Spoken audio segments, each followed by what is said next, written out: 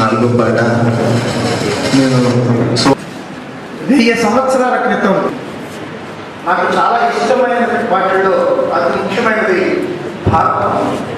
ఆ భారతాన్ని తెలుగులోకి అనువదించినట్టయితే బాగుంటుంది కాబట్టి తెలుగులోకి అనువదించవలసిందిగా కోరిన తర్వాత అన్నయ్య పట్టాలను తెలుగులోకి అనువదిస్తూ సంస్కృతంలో వ్యాస ప్రకారం రాష్ట్రంలోనే మొత్తం జగతి యొక్క అభివృద్ధి ఉంది కాబట్టి ధర్మరాజు నువ్వు రేపు అధికారంలో ఉంటుంది అని చెప్పాడు.